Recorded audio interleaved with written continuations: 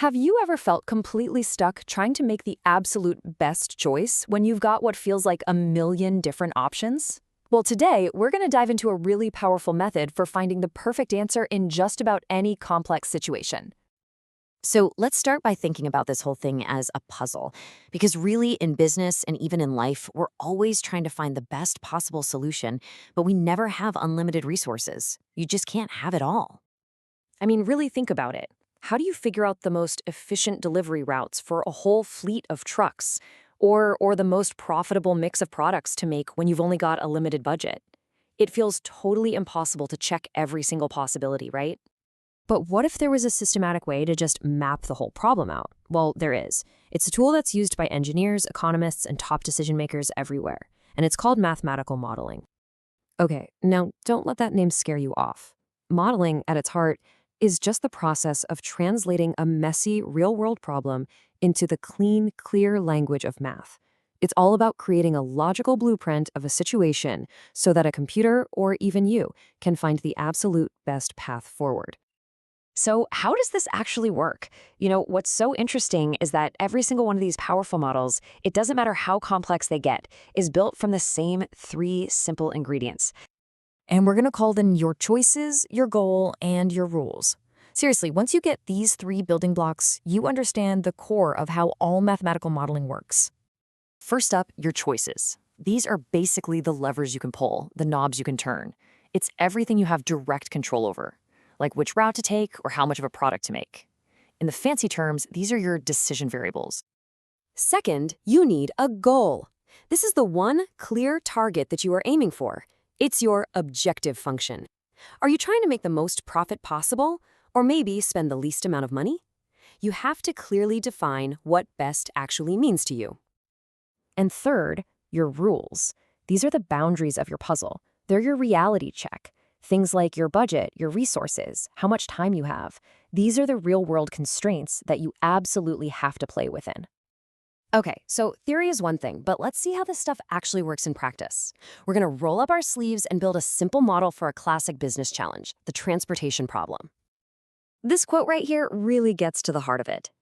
Basically, we need to figure out the cheapest way to get our products from our warehouses to our customers, while making absolutely sure everyone gets exactly what they ordered. Now take a look at this table. It might just look like a bunch of numbers, but this is our entire puzzle laid out right in front of us. We've got two warehouses, A1 and A2, and you can see they have 200 and 500 units available. We also have three customers, and you can see what they've requested down at the bottom. And those numbers in the middle, that's the cost to ship one single item on each route.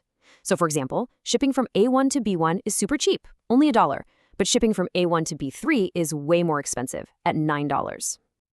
So let's apply our three-step blueprint. We're going to define our choices, state our goal, and then list out the rules for this specific problem. First step, the choices. What can we actually control here? Well, it's how much to ship on every single possible route. So we give each one a simple label. X11 is just a nickname for the quantity we ship from warehouse A1 to customer B1. Our whole job is to figure out the perfect number to plug in for each and every one of these X variables. Second, the goal. This one's easy. We want to minimize our total cost. So we create a function that adds it all up. All this formula is doing is taking the quantity for each route, like X11, multiplying it by its shipping cost, which was 1, and then adding them all together. The model's entire job is to make the final number in this equation as small as it can possibly be. And third, the rules. These are really straightforward.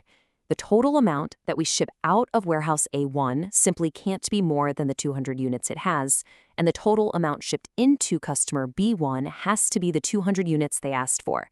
We just set up these simple rules for every single warehouse and every customer. And that's it. Our model is built. Now, what's so cool is that this blueprint, choices, goal, and rules, it's not just for shipping problems. It is a universal framework for optimization that applies to pretty much countless industries. Once you see the pattern, you start seeing it absolutely everywhere. I mean, just look at this comparison. For a manufacturing problem, the goal might flip from minimizing cost to maximizing profit. The choices aren't shipping routes anymore, they're how much of each product to make. And the rules aren't just supply and demand, but other things like machine capacity and budgets. It's the exact same framework, just for a different puzzle. For instance, in that manufacturing world, the rules would look a little different.